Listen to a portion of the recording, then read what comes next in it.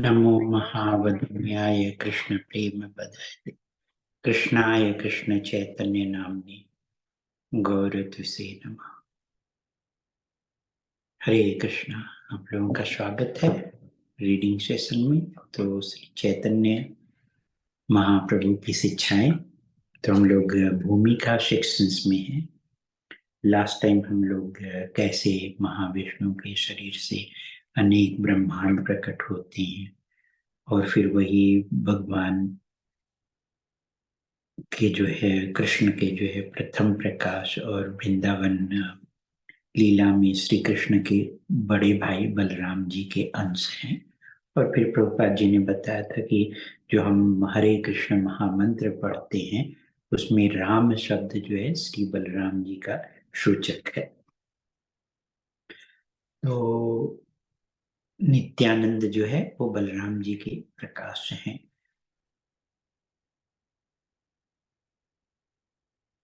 तो इस तरह से जो है हम आगे पढ़ रहे हैं। श्री चैतन्य महाप्रभु श्री चैतन्य चरितामृत की विषय वस्तु इस प्राकृतिक सृष्टि से अतीत तत्व है।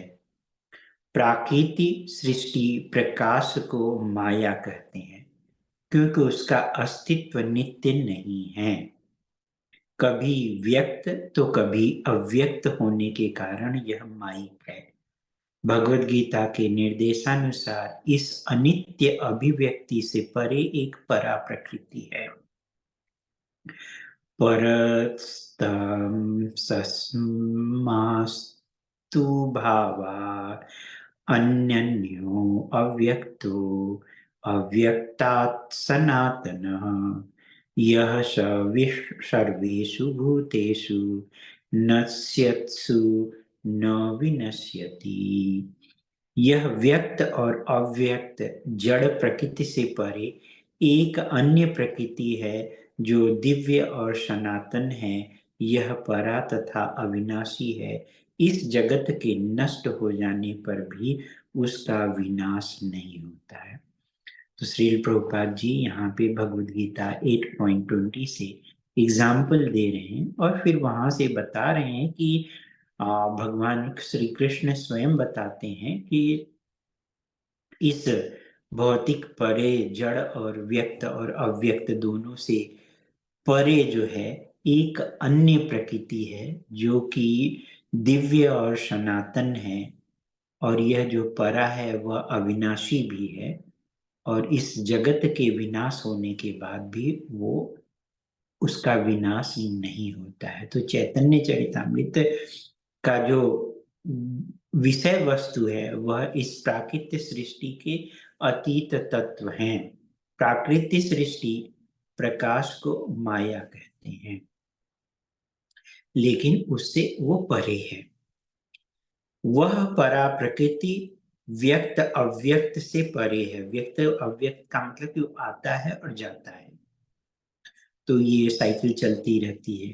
कुछ समय अव्यक्त अवस्था में रहता है, फिर प्रकट व्यक्त अवस्था में रहता है, फिर मेंटेन रहता है, फिर अव्यक्त हो जाता है। तो ये चलता रहता है। इस तरह से ये प्रकृति जो भगवत गीता में 5 टॉपिक डिस्कस किए गए हैं, प्रकृति, काल और फिर जीव, कर्म और भगवान मतलब ईश्वर। तो इनमें से कर्म को छोड़कर सभी को जो है सनातन नित्य बताया गया हुआ है। तो ये प्रकृति भी नित्य बोल सकते हैं क्योंकि ये आती और जाती रहती है, चलता रहता है ये साइकिल इस तरह से जो है। लेकिन ऐसे देखा जाए तो वो माया के द्वारा ही है। जन्म मृत्यु से अतीत अन्य यही सब जीवों की देहों में प्रकाशित चेतना है। जो भी जन्म मृत्यु से परे जो है ये सभी देहों में सभी जीव देहों में जो है प्रकाशित चेतना है, अर्थात आत्मा है। देह अपरा प्रकृति से बनी अवश्य है, किंतु परा प्रकृति ही इसे क्रियाशील करती है। उस परा प्रकृति का लक्षण चेतना है। अतः पूर्ण रूप से परा प्रकृति द्वारा निर्मित वैकुंठ जगत में सभी कुछ चैतन्य है। प्राकृतिक जगत में निर्जीव पदार्थ अचेतन है। वैकुंठ जगत में ऐसा नहीं है, वहाँ मेज, भूमि, वृक्ष आदि सब कुछ चेतन है। तो प्रभुपाद जी यहाँ बता रहे हैं, ये शरीर जो है भले ही भौतिक से बना हुआ हो, लेकिन जब तक इसमें जो है आत्मा, जीवात्मा रहती है, तब तक तो उसी के द्वारा ही वो संचालित होता है। और फिर जैसे ही निकल गए तो फिर वो भौतिक से जुड़ गए। तो यहाँ जो भी चीजें हैं मोस्टली भौतिक है, लेकिन यहाँ ये भौतिक है। और जब हम आध्यात्मिक जगत में जाएंगे तो आध्यात्मिक जगत में वहां पे ये जो कुछ भी है देखने में निर्जीव लग रहा है, लेकिन वो वास्तव में उसके अंदर चेतना रहती है। जिसको मेज, कुर्सी या पानी या जो कुछ भी बनना है, वो भगवान की सेवा के लिए उस तरह से सर्विस में आ सकता है। दूसरे शब्दों में ये इस प्राकृतिक सृष्टि की सीमा का अनुमान नहीं किया जा सकता। प्राकृतिक जगत में सब कुछ कल्पना तथा किसी अन्य अपूर्ण विधि द्वारा अनुमानित है। मतलब इसकी कल्पना, जो अनुमान जो लगाया जाता है, वो सब त्रुटियों के द्वारा है।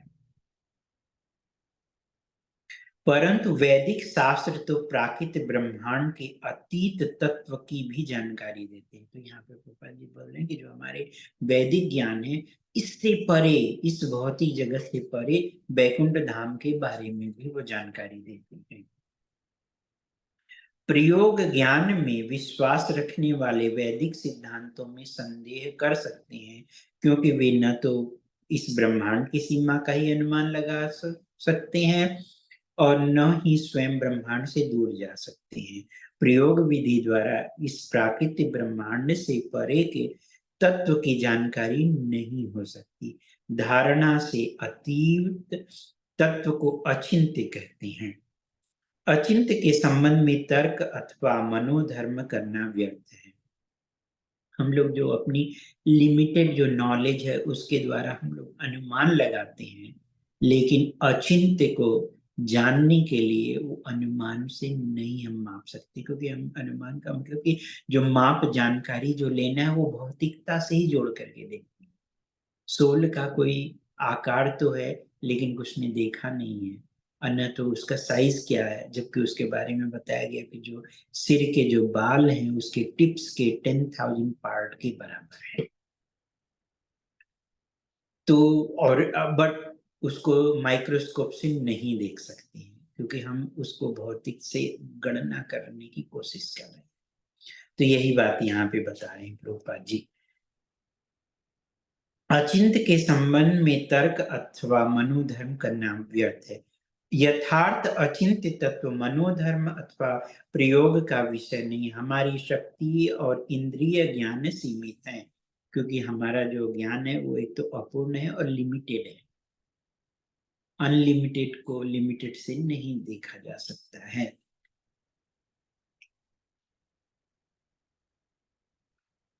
हमारी शक्ति और ज्ञान सीमित, अतः अचिंत्य तत्व के विषय में हमें वैदिक सिद्धांतों पर ही निर्भर रहते हुए परा प्रकृति का ज्ञान तर्क के बिना स्वीकार होगा। इस विषय में तर्क कैसे किया जा सकता है जिसमें हमारा प्रवेश ही न हो। भगवत गीता में स्वयं भगवान कृष्ण ने तत्व ज्ञान की पद्धति का उल्लेख किया है। चौथे अध्याय के प्रारंभ में उन्होंने अर्जुन से कहा है, इमं विशस्वते योगं प्रोक्तवान् अहम् अव्ययम् अविश्वासन्मन्नवे प्राहमनुरक्षिवाक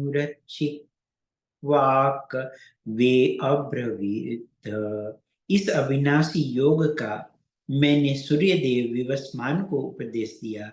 विवस्वान ने मानव जाति के जन्मदाता मृत्यु को और इसकी शिक्षा दी, और मनु से इसे इक्ष्वाकु के प्रति कहा गया है। तो भगवान भगवत गीता के 4.1 में बता रहे हैं कि ये जो दिव्य ज्ञान है, इस दिव्य ज्ञान को हमने कैसे दिया हुआ है। प्रभुपाद जी बोल रहे हैं उसको हमें भगवत गीता की दृष्टि से समझ सकते हैं, अन्यथा हम इसे नहीं समझ सकते हैं।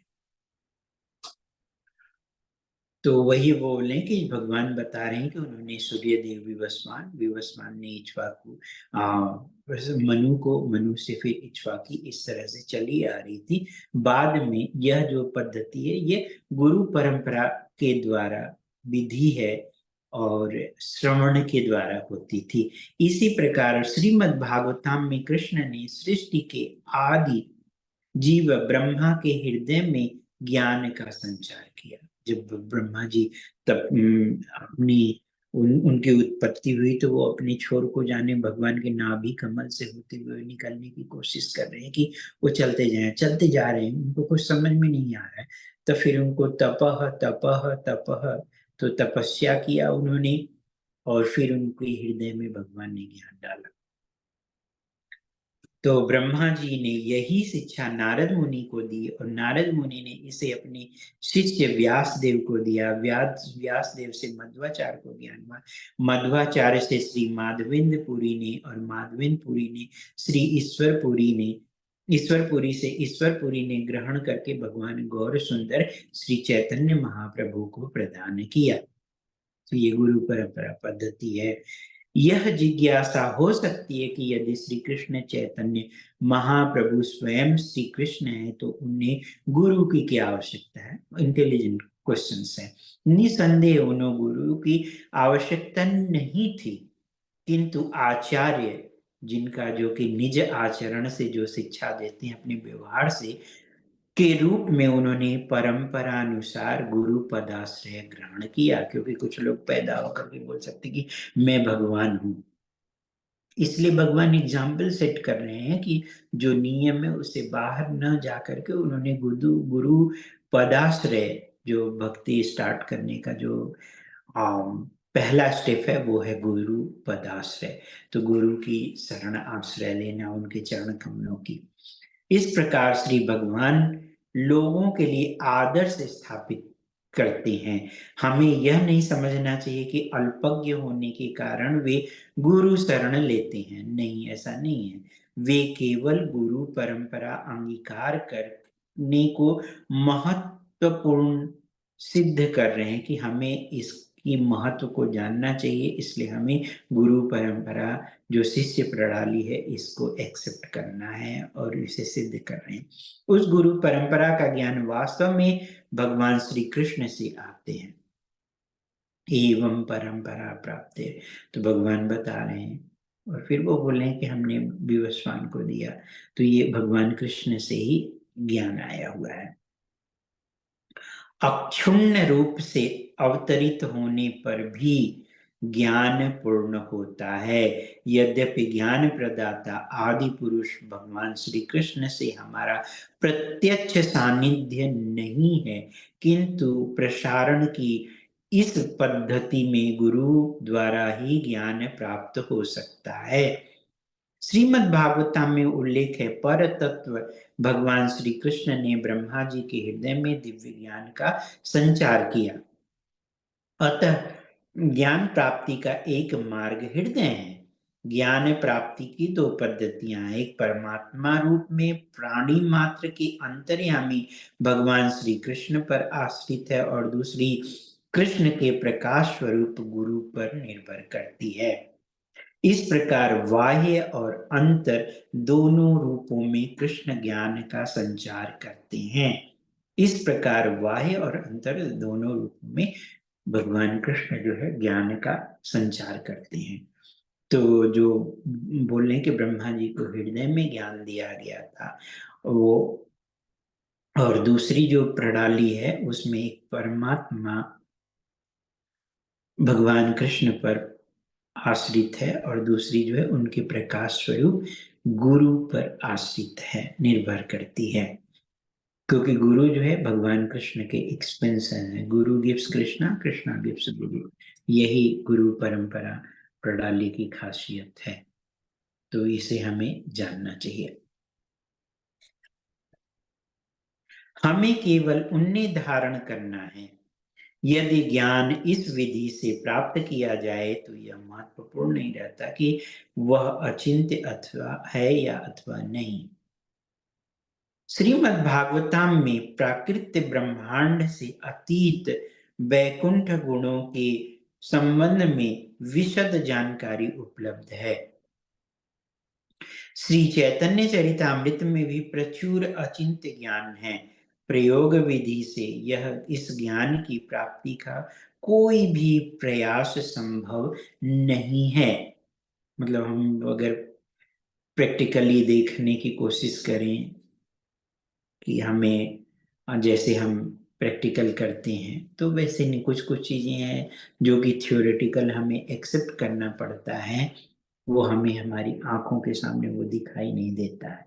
इलेक्ट्रॉन, प्रोटॉन, न्यूट्रॉन ये सब दिखते नहीं है, लेकिन हम एज्यूम किए हुए हैं कि ये है।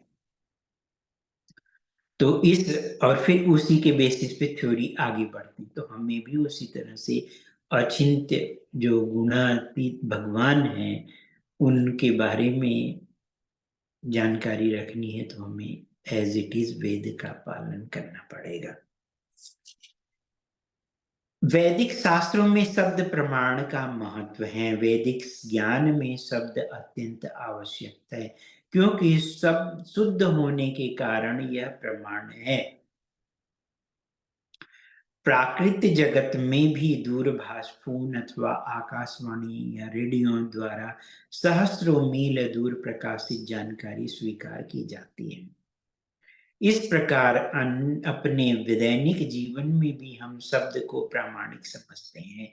यद्यपि सूचना देने वाले को देख नहीं सकते, पर शब्द के आधार पर इसकी सूचना को स्वीकार करते हैं।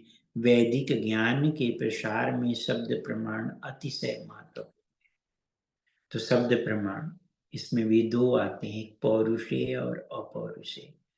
पौरुषेय का मतलब कि जो कि किसी भगवान के द्वारा नहीं, किसी अन्य के द्वारा है, वो सही भी हो सकता है और गलत भी हो सकता है। जैसे कि मुझे घर से बाहर निकलना है तो कोई बोलेगा कि नहीं, आप सीधे छत को तोड़ दो, निकल जाओ। ये नहीं है, सीढ़ी से लो, फिर बाहर का रास्ता दिखेगा तो हम जा सकते हैं।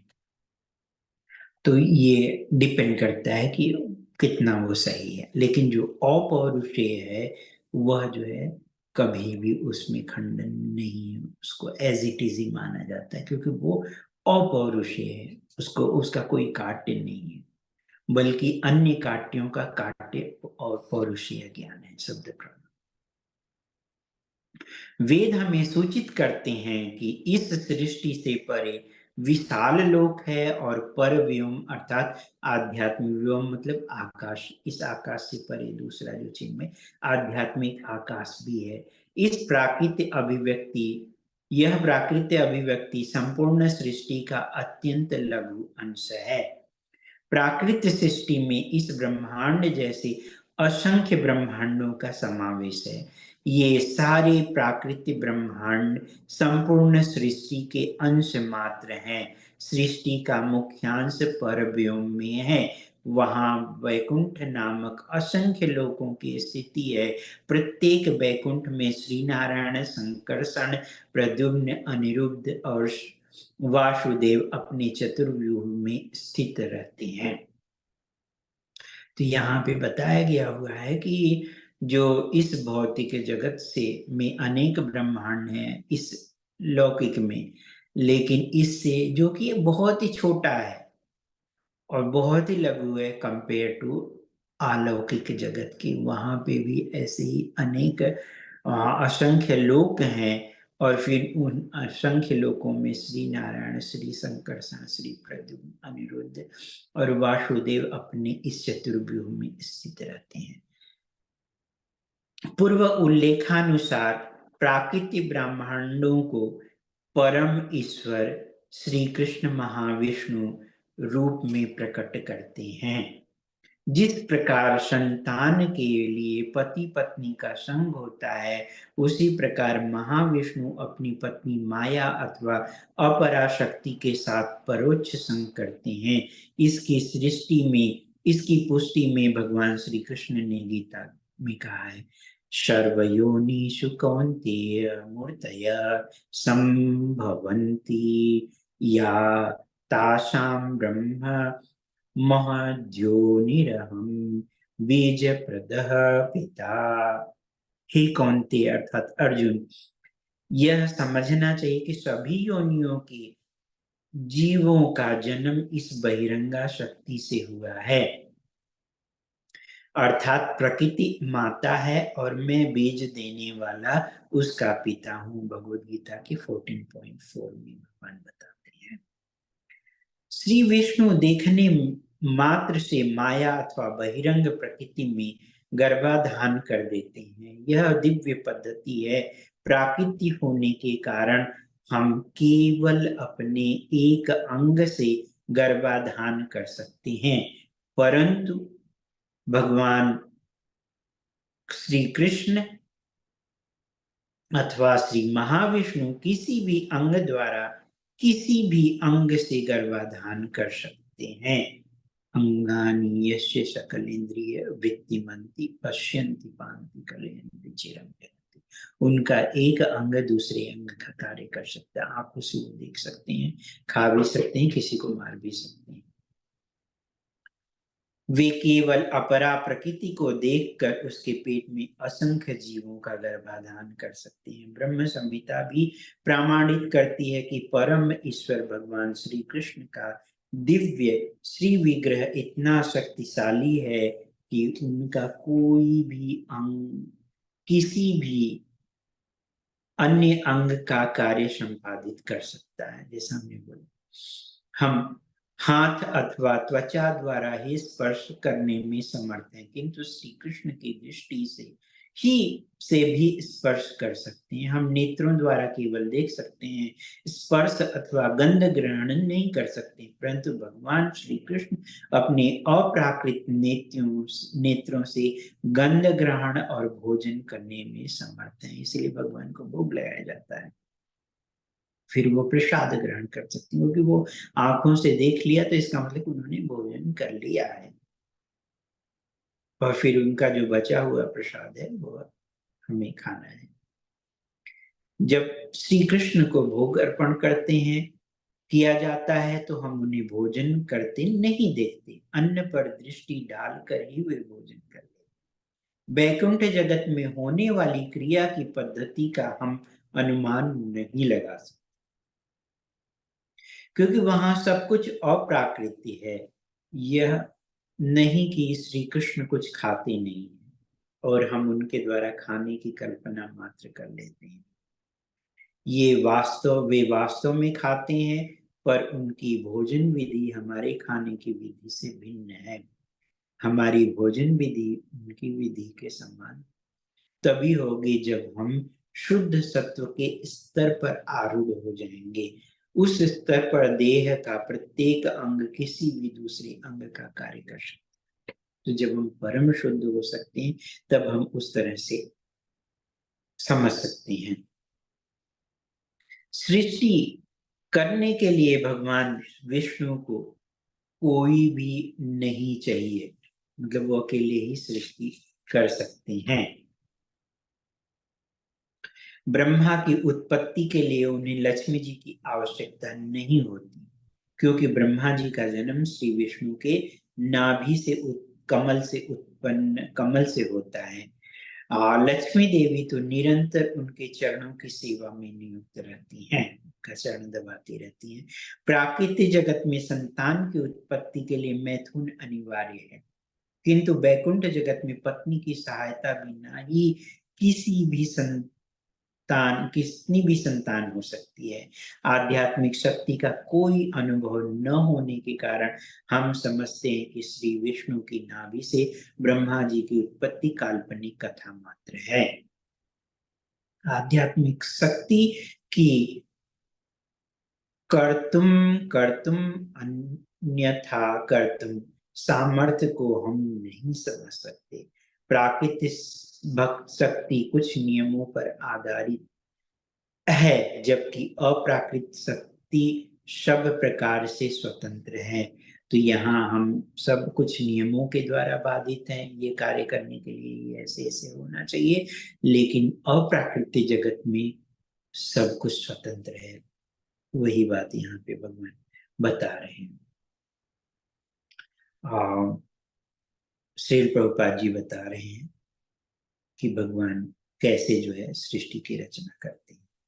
ब्रह्मा की उत्पत्ति श्री महाविष्णु के अंश श्री गर्भोदक्षाई विष्णु की नाभि से होता है। ब्रह्मा महाविष्णु के रोमों से असंख्य ब्रह्मांड बीज रूप में विद्यमान होते हैं। उनके निश्वास से के साथ वे सभी प्रकट होते हैं। प्राकृतिक जगत में हमें ऐसा कोई अनुभव नहीं है। वह श्वेत स्राव पसीना निकलने की प्रक्रिया से में हम इनकी विकृति छाया का अनुभव कर सकते हैं। भगवान श्री महाविष्णु के एक निश्वास काल का अनुमान तक हमारी कल्पना से परे है, क्योंकि उनके एक श्वास से ही सब ब्रह्मांडों को का सृजन संहार हो जाता है। ब्रह्मा जी का जीवन महाविष्णु की एक श्वास तक सीमित है। हमारे सैकड़ों हजार 10,000 लाख 10 लाख करोड़ 10 करोड़ अरब 4 अरब 32 करोड़ वर्ष ब्रह्मा के 12 घंटे के बराबर होते हैं। इस परिणाम के अनुसार ब्रह्मा की आयु 100 वर्ष है। ब्रह्मा जी की यह आयु श्री महाविष्णु के लिए निश्वास से भी समाप्त हो जाता है कि निश्वास से ही। तो जो ब्रह्मा जी की आयु बहुत ही लंबी है। ब्रह्मांड एक एक ब्रह्मांड बहुत लंबे समय तक रहता है, लेकिन उसको अगर खींच लिया जाए तो एक श्वास के द्वारा, महाविष्णु के श्वास के द्वारा, तो इसका मतलब बहुत ही तुच्छ है। स्पष्टतः परमेश्वर श्री विष्णु की निश्वास शक्ति का अनुमान हमारे लिए असंभव है। कैसे वो सांस लेते हैं? वे श्री महाविष्णु भगवान श्री कृष्ण के अंश प्रकाश मात्र हैं। तो ये भी जानना जरूरी है कि भगवान श्री कृष्ण के अंश प्रकाश मात्र हैं।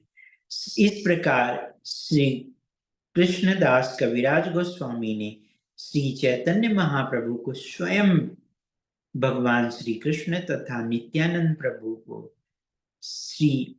को भगवान श्री कृष्ण का प्रथम प्रकाश श्री बलराम निरूपित किया है।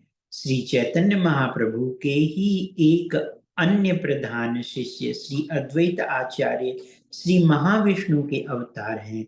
अतः श्री अद्वैत आचार्य प्रभु भी भगवान हैं और अधिक ठीक तो वे भगवत अवतार हैं। उनका नाम अद्वैत है क्योंकि वे परम ईश्वर श्री कृष्ण से अभिन्न हैं।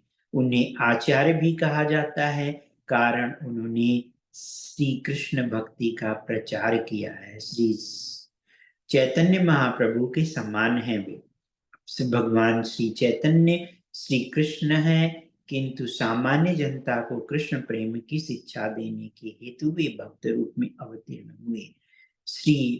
इसी प्रकार श्री अद्वैत आचार्य श्री कृष्ण भक्ति के प्रसारार्थ प्रकट हुए, इसीलिए वे भक्तावतार हैं। श्री कृष्ण का पंच रूपों में प्रकाश है, जिसमें वे अपने पार्षदों सहित परम ईश्वर श्री कृष्ण के भक्त रूप में अवतरित होते हैं। श्री कृष्ण चैतन्य, श्री नित्यानंद, श्री अद्वैत आचार्य गदाधर तथा श्रीवास आदि भगवान श्री चैतन्य महाप्रभु ही इस प्रकार से अपने भक्तों के शक्ति स्रोत हैं। इस कारण श्री कृष्ण भक्ति के साधन में सफलता के लिए भगवान श्री चैतन्य महाप्रभु के शरणागत हो जाने पर प्रगति में कोई संदेह नहीं रहता।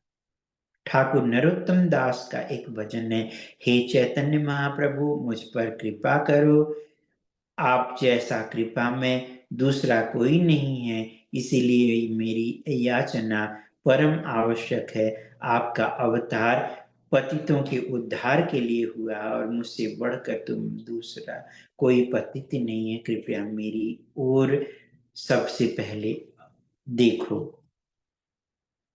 कृपा अवलोकन करो। मौसम पतित प्रभु पैबेनाथ, परम करुणा पहु दुई जन, निताई गोरचान। सब अवतार सार शिरोमणि, केवल आनंद कंद, केवल आनंद कंद। तो भगवान चैतन्य महाप्रभु और नित्यानंद प्रभु जो कि कृष्ण और बलराम है, इनसे बड़ा और कोई परम करुण अवतार है ही नहीं है, जो कि सभी को केवल भगवान के आनंद का प्रचार करने के लिए वो आए हुए थे और सबको ही आनंद दे रहे हैं। और यही बात यहाँ पे बताई, वो जब आते हैं तो वो पंच तत्व के रूप में है। और जय श्री कृष्ण चैतन्य प्रभु नित्यानंद श्री अद्वैत गदाधर श्रीवासादि गौर भक्त वृंद, ये पंच तत्व का प्रणाम मंत्र है। जब हम पंच तत्व को प्रणाम करते हैं तो इसका मतलब कि भगवान को हम प्रणाम कर रहे हैं, और फिर भगवान चैतन्य महाप्रभु को, और फिर उनके जो प्रथम विस्तार हैं नित्यानंद प्रभु अर्थात बलराम जी को हम प्रणाम कर रहे हैं। और फिर उसके बाद जो है हम अद्वैत आचार्य जो कि महाविष्णु हैं जिनसे, और फिर वो यहाँ भक्त के रूप में अवतरित होकर के एक आचार्य की तरह से लोगों को टीच कर रहे हैं। और फिर गदाधर पंडित हैं जो कि उनकी अंतरंगा शक्ति राधा रानी के विस्तार हैं, और श्रीवास जो कि उनके भक्त हैं। और इस तरह से वो अगर देखा जाए तो पंच तत्व जो प्रणाम है उसमें है, पंच तत्वात्मकम कृष्णम भक्त स्वरूप स्वरूपकम, भक्तावतारम भक्ताख्यम नमामि भक्त शक्तिकम। तो भक्त रूप भगवान श्री चैतन्य महाप्रभु, भक्त स्वरूप नित्यानंद प्रभु, भक्तावतार अद्वैत आचार्य, भक्त गदाधर पंडित, और भक्त शक्ति नारद मुनि अर्थात श्रीवास प्रभु, इन सभी पंच तत्वात्मक भगवान कृष्ण को मैं प्रणाम करता हूँ। ये उनका प्रणाम मंत्र है।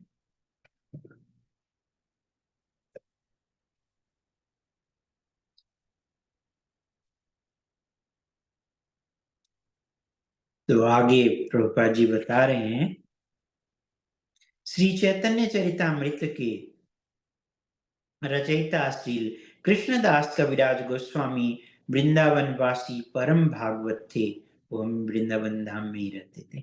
पहले वे अपने परिवार सहित बंगाल के वर्धमान जिले में कटवा जनपद में निवास करते थे। उनके परिवार में श्री राधा कृष्ण की आराधना होती थी। एक समय परिवार में भक्ति संबंधी विवाद होने पर श्री नित्यानंद प्रभु ने स्वप्न में उन्हें घर त्याग कर श्री धाम वृंदावन जाने का आदेश दिया। वयोवृद्ध होने पर भी उन्होंने उसी रात्रि श्री धाम वृंदावन के लिए प्रस्थान किया। यहाँ पर निवास करते हुए उनकी भेंट श्री चैतन्य महाप्रभु के प्रधान शिष्य जो छह गोस्वामी हैं से हुई। श्री धाम वृंदावन के भक्तों ने उनसे श्री चैतन्य चरितामृत की रचना के लिए अनुरोध किया। यद्यपि उन्होंने यह कार्य अत्यंत वृद्धावस्था में प्रारंभ किया था, पर भगवान गौर सुंदर की कृपा से वे उसे पूरा कर सके। आज इस भगवान श्री चैतन्य महाप्रभु की शिक्षा और जीवन चरित्र पर सर्वोपरि प्रामाणिक ग्रंथ माना जाता है चैतन्य चरितामृत। तो ये तो थोड़ी भूमिका थी। फिर आगे प्रभुपाद जी बता रहे हैं, अब आथर के बारे में वो बोले, कृष्णदास कविराज गोस्वामी के वृंदावन काल में वहां अधिक मंदिर नहीं थे। उस समय मदन मोहन श्री गोविंद देव जी, ये दोनों वृंदावन में नहीं, मदन मोहन जी करौली राजस्थान में आ गए हुए हैं, और गोविंद देव जी है वो जयपुर में है। गोपीनाथ ये भी जयपुर में ही है। ये तीनों प्रधान मंदिर थे उस टाइम पे। वृंदावन वासी होने के कारण इन मंदिरों में श्री विग्रह वंदना कर उन्होंने भगवत कृपा की याचना की। प्रभु भक्ति में मेरी प्रगति अत्यंत मंद है, अतः आपकी कृपा की याचना कर रहा हूँ। श्री चैतन्य चरितामृत में भी कृष्ण भक्ति के वर्धन में सहायक श्री मदन मोहन विग्रह की वंदना करते हैं। श्री कृष्ण भावनामृत का प्रथम कर्तव्य श्री कृष्ण तथा उनसे अपने संबंध का ज्ञान प्राप्त करना है। यही श्री कृष्ण भावनामृत कहलाता है। श्री कृष्ण का ज्ञान ही आत्मज्ञान है, आत्मज्ञान ही श्री कृष्ण से अपने संबंध का ज्ञान है। इस संबंध की शिक्षा श्री मदन मोहन की आराधना से मिलती है। अतः श्रील कृष्णदास कविराज गोस्वामी सबसे पहले उन्हीं से संबंध जोड़ते हैं। तो ज्ञान तीन प्रकार के हुए, संबंध ज्ञान, अभिधेय और प्रयोजन। संबंध ज्ञान के जो डीटीज हैं, अर्च विग्रह हैं, वो राधा मदन मोहन है, तो उनसे प्रेयर कर रहे हैं।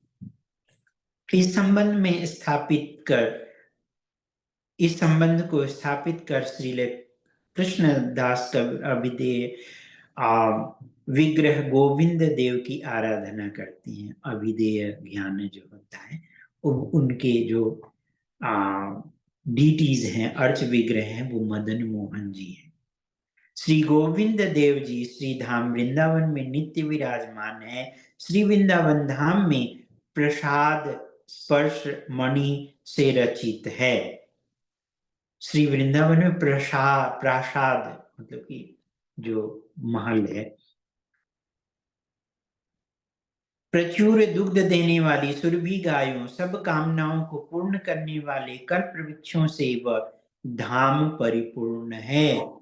देखने में ऐसा नहीं लग सकता, लेकिन जब हम शास्त्र से जानेंगे और गुरु साधु शास्त्र से जब हम सुनेंगे तब पता चलेगा। श्री धाम वृंदावन में श्री कृष्ण सुरभि गायों को चराते हैं तथा लक्ष्मी रूपा हजारों गोपियां उनके आराधना में संलग्न रहती हैं। श्री कृष्ण के प्राकृतिक जगत में अवतीर्ण होने पर यह श्री धाम वृंदावन भी अवतरित होता है। उसी प्रकार जैसे किसी विशिष्ट पुरुष का परिकर उसका अनुगमन करता है, जैसे कि कोई बड़े आदमी राजा हैं तो उनके जो दास हैं और उनके सेवक जो है उनके साथ उनके चलते हैं, उसी तरह से वृंदावन धाम भी जब भगवान कृष्ण आते हैं तब आता है। और ये बैकुंठ धाम के समान ही है, कोई अंतर नहीं है। श्री धाम वृंदावन को प्राकृतिक जगत में स्थिर नहीं माना जाना चाहिए, क्योंकि श्री कृष्ण के आने पर उनकी यह ब्रजभूमि उन्हीं के साथ आती है। अतः भक्तगण पृथ्वी पर स्थित गोकुल वृंदावन का आश्रय लेते हैं, क्योंकि यह आदि वृंदावन धाम गोलोक का प्रतिरूप है। कैसे? इस बारे में बताया जाता है कि जैसे कि हम अमेरिका में हैं, न्यूयॉर्क के पास में है, तो इंडिया की जो एम्बेसी है वह अमेरिका में ही है, जो कि अमेरिका का पार्ट नहीं माना जाएगा, क्योंकि वहाँ का जो रूल्स रेगुलेशन जो कानून है वो सब कुछ इंडिया का चलता है। उसी तरह से अमेरिका में जो भारत में होते हुए भी अमेरिका की जो एम्बेसी है, वह अमेरिका में होते हुए भी वहाँ का कानून वगैरह सब कुछ जो है अमेरिकन है। तो उसी तरह से ये गोलोक वृंदावन धाम की प्रतिभूति ही मान करके चलिए कि इसमें कोई अंतर नहीं है। उसका एक जिससे कि हम शरण ले सकें उस धाम, ऐसी भगवान की महिमा है।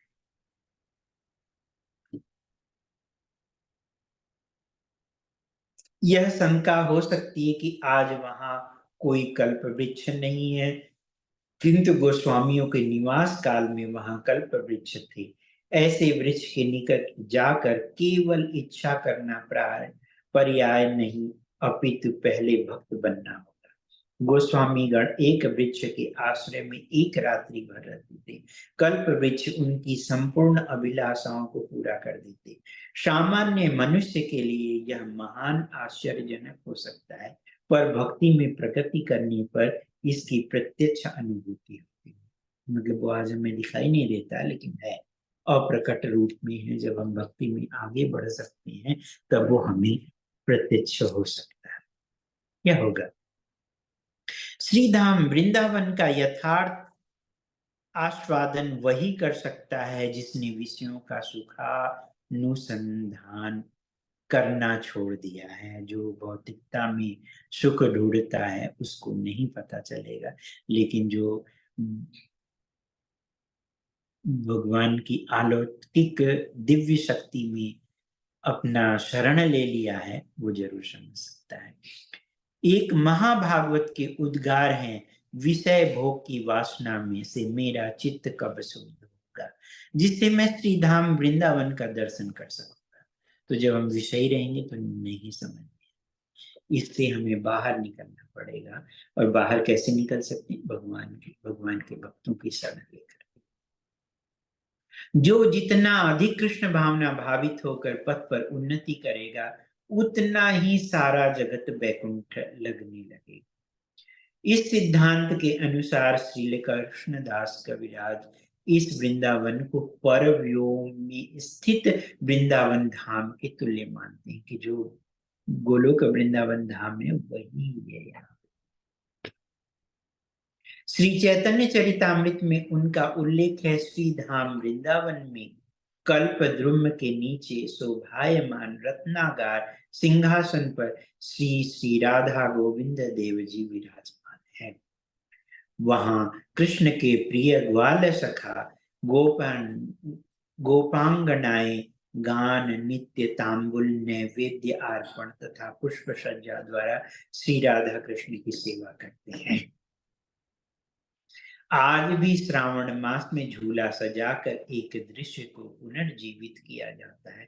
प्राय उस समय लोग वृंदावन जाकर भगवत दर्शन के विग्रह के दर्शन करते हैं।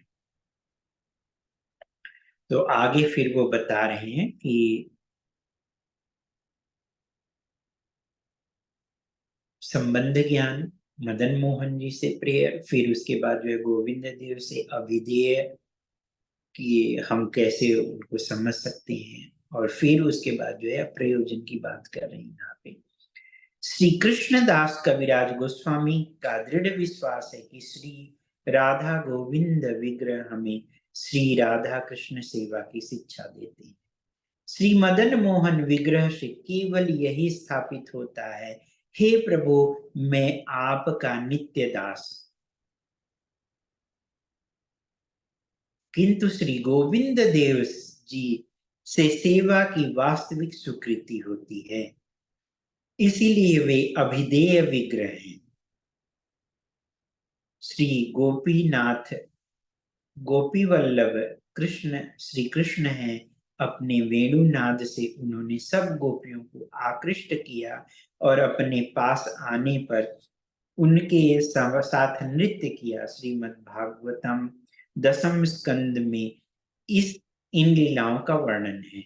वे गोपीजन श्री कृष्ण की शैशवकालीन सखियां हैं। वे सभी विवाहिता थीं, क्योंकि उस समय 12 वर्ष की आयु में कन्याओं का विवाह हो जाता था, पर बालकों का विवाह 18वें वर्ष से पूर्व नहीं होता था।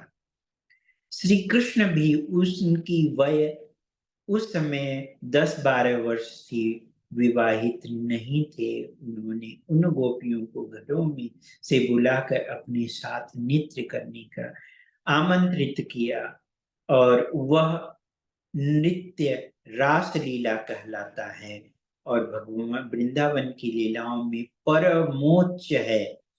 इसी प्रकार श्री कृष्ण गोपीनाथ कहलाते हैं। वो गोपी जनों के प्रियतम वल्लभ हैं। तो उनकी कृपा से, राधा गोविंद देव की कृपा से तब हम गोपीनाथ जी के उस लीला में हम जा सकते हैं। श्री कृष्णदास कविराज गोस्वामी गोपीनाथ जी की कृपा की याचना करते हैं।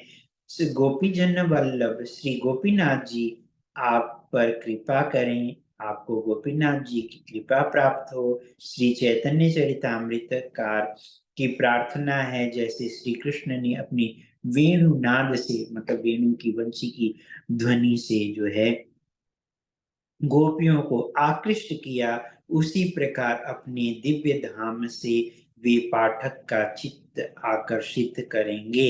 इस उस नाद के सार को सरल सुपाठ एवं सारांश रूप में प्रसारित करना ही श्री चैतन्य महाप्रभु का शिक्षामृत नामक इस पुस्तक का प्रयोजन है। तो प्रभुपाद जी अभी हम लोगों को कृष्णदास कविराज गोस्वामी की ब्लेसिंग्स दे रहे हैं कि राधा गोपीनाथ जी, राधा मदन मोहन जी, राधा गोविंद देव जी हम पर कृपा करें, ताकि हम के जो गोपी नाथ जी के वेणु का जो स्वर हो, हम सबको अपनी ओर आकर्षित कर ले। और प्रभुपाद जी भी यहाँ पे ब्लेसिंग दे रहे हैं कि उसी प्रकार जो है दिव्य नाद से वे पाठक का चेत आकर्षित करें, और सारांश रूप में प्रस्तारित है श्री चैतन्य महाप्रभु की शिक्षा मृत नामक यह पुस्तक का प्रयोजन है। तो इस पुस्तक का जो प्रयोजन है उसी भगवान के प्रति अपने ध्यान को आकर्षित करने के लिए है। तो ये तो था भूमिका, 3 सेक्शंस में हमने इसको फिनिश किया हुआ है, तो समापन हुआ है। अब हम अगले सैटरडे से जो पहला अध्याय है वो हम पढ़ना शुरू करेंगे। एक एक अध्याय हमें लगता है कि 2-2, 3-3, 4-4 सेक्शंस में कंप्लीट होगा। तो श्री रूप गोस्वामी की जो टीचिंग है उस बारे में रहेगी। तो यहीं पे स्टॉप करते हैं। अच्छा लगे तो इसको आगे बढ़ाइए ताकि अन्य लोग भी इसका लाभ उठा सकें। हरे कृष्णा। श्रील प्रभुपाद की जय। श्री चैतन्य महाप्रभु की जय। शिक्षाष्टकम की जय। गौर प्रेमानंदी हरि हरि बोल। वांछा कल्पतरुभ्यश्च कृपा सिंधुभ्येव च पतितानां पावनेभ्यो वैष्णवेभ्यो नमो नमः। अनंत कोटि वैष्णव वृंद की जय।